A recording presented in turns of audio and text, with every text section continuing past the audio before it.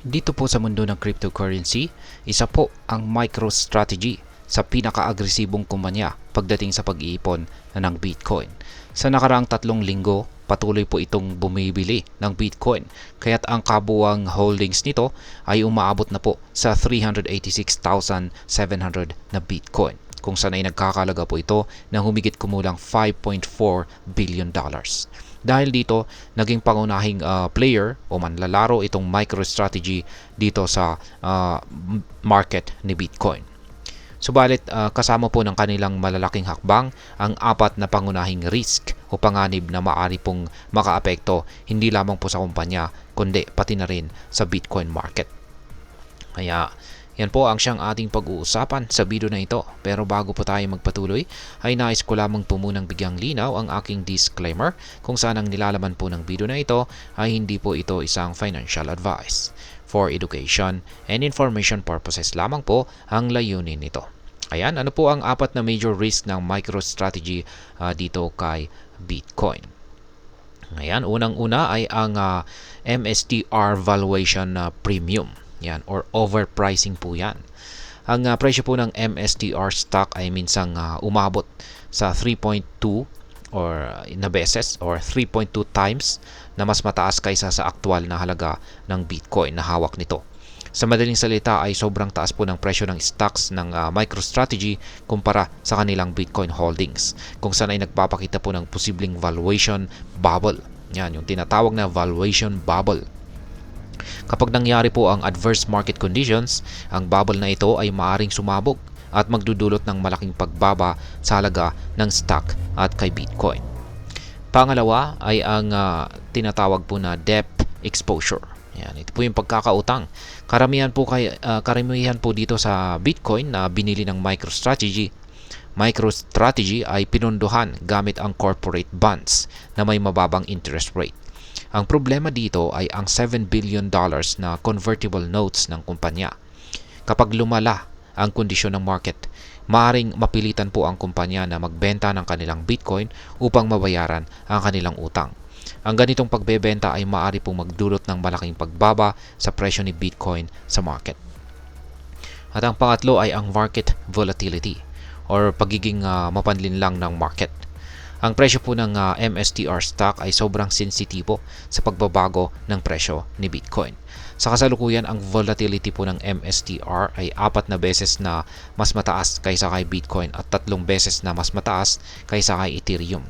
Sa mga nakarang taon, tulad po ng taong 2021 at 2022, umabot po sa 200% ang volatility nito.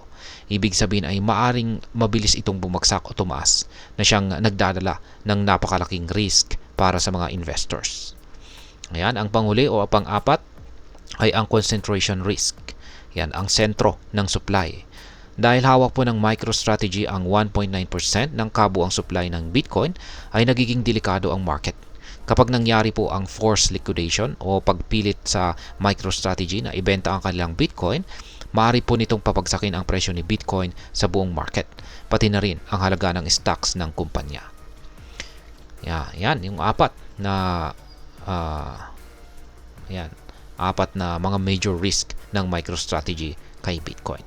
Ngayon ay ano naman po ang posibleng maging epekto nito para sa atin bilang mga Pinoy crypto enthusiast.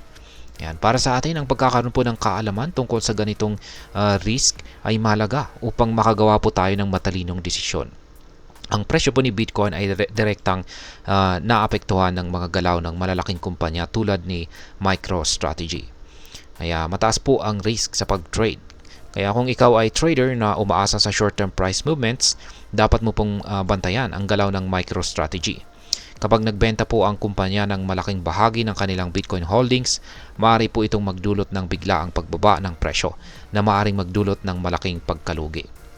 Yan, para naman po sa mga long-term investors, mahalaga po ang diversification. Huwag po nating ilagay ang lahat ng ating pondo kay Bitcoin o sa mga kumpanyang malapit na konektado dito. Maglaan po tayo ng ibang bahagi ng ating puhunan sa mas stable na investment upang mapanatili ang balance sa ating portfolio. At maliban dito ay ang pag-iwas po sa FOMO. Dahil sa sobrang hype ay maaring tumaas po ang presyo ni Bitcoin at MSTR, stock po ng MSTR. or MSTR stock po pala. Ayan, sa maikling panahon lamang. Ngunit wag po tayo magpapadala sa fear of missing out. Tandaan, ang sobrang taas ng presyo ay maaari pong bumagsak din ng mabilis, lalo na kung may kasamang mga pangunahing panganib o risk. Ngayon ay ano naman po ang aking masasabi tungkol dito? Ang discarded po ng MicroStrategy kay Bitcoin ay maituturing na high risk, high reward. Sa isang banda, ito po ay nakatulong upang mas mapansin si Bitcoin sa institutional market.